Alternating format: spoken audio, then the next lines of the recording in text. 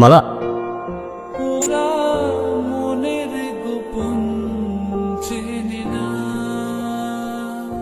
আপনি কি আমায় ডাকলেন? তুমি ছাড়া এখানে আশেপাশে তো আর কেউ নেই। কেন? না, আমায় কেউ কখনো এভাবে রাস্তায় ডাকে না তো, তাই। কেন ডাকে না কেন? জানি না, হয়তো ভয় পায় আমার ভাইজানকে, তাই। কেন, আপনি পান না? চান্সই নাই। ওপরের খোদা ছাড়া এই গুরু কাউরে ভয় পায় না। দেখেন, আমি কিন্তু পরে ভাইজানকে সব বলে দিব, পরে কেস কিন্তু আপনার জানের উপর দিয়ে যাবে। মানুষের জানের কি আর কোনো গ্যারান্টি আছে? এই আছে এই নাই, কিন্তু গতকাল জান বাঁচানোর জন্য শুক্রিয়া, এটাই বলার ছিল। দেখেন, আপনারা সাবধান করে দিতেছি, আপনি আমার ভাইরে চেনেন না, ঠিকই কিছু একটা করে ফেলতো। আর আপনি এই কথাগুলো তো আগেও বলতে পারতেন, রিস্ক কেন নিলেন ঠিক বুঝলাম না। এমনি ওই একটা কথা আছে না, রিস্ক হ্যায় তো ইস্ক হ্যায়, ব্যাস। বুঝছি, অকালে মরবেন আপনি।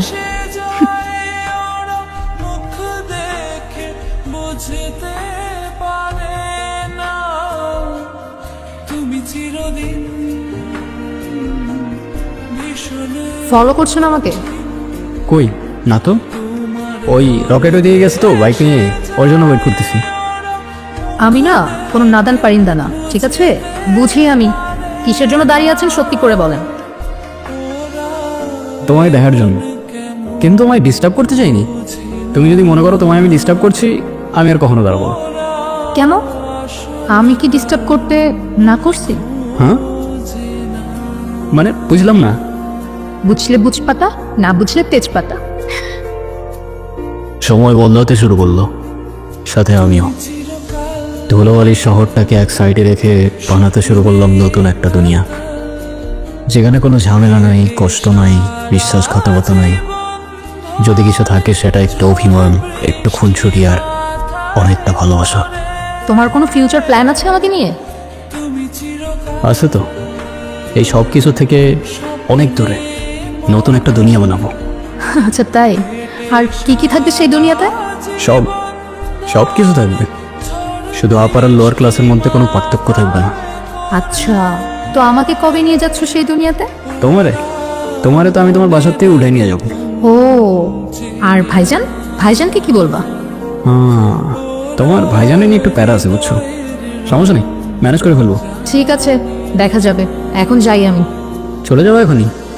হ্যাঁ, আর তুমিও যাও, গিয়ে নিজের দুনিয়াটা সুন্দর করে বানাও, তারপর এসে আমাকে নিয়ে যাও। আচ্ছা, খোদা হাফেজ, সাবধানে যাও।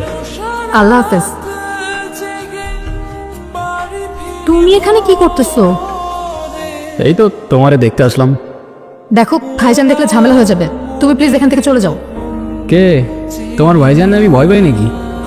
ডাকো তারে, তোমার পার্মানেন্ট বুকিং দিয়ে যাই। ও আচ্ছা তাই, পার্মানেন্ট বুকিং? খুব পাংখা গজাইছে না তোমার? গিরিমালা কে আসছে? সালাম মনসুর ভাই। আমসাম, কি হয়েছে? ওই আজকের কালেকশনের টাকাটা।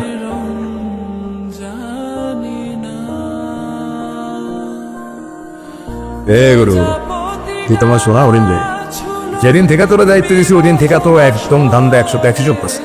সাব্বাস। আরে শুক্রিয়া ভাই, কিছু মনে না করলে আপনার কাছে একটা জিনিস চাওয়া ছিল। হ্যাঁ বল।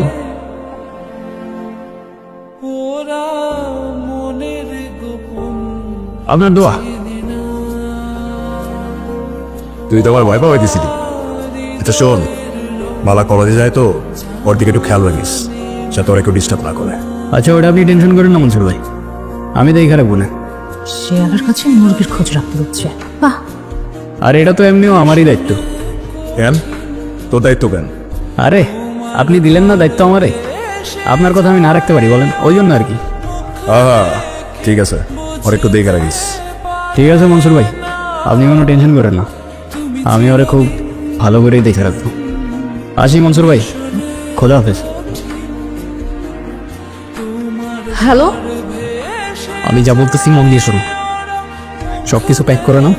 আজকে সন্ধ্যায় এলাকার বাইরে যে স্টেশনটা আছে ওখানে চলে আসবো, আমি ওইখানেই থাকবো। ওইখান থেকে আমরা কদমতলি চলে যাব, তারপর ওইখানে 2 দিন থাকার পর তারপর বাকিটা প্ল্যান করবো। এখন তাড়াতাড়ি সব প্যাক করে নাও। আচ্ছা শোনো না, হ্যাঁ বলো। তুমি আসবে তো? আমার বিশ্বাস করো, নিজের থেকেও বেশি। দেখা হচ্ছে সন্ধ্যায়। খোদা হাফেজ।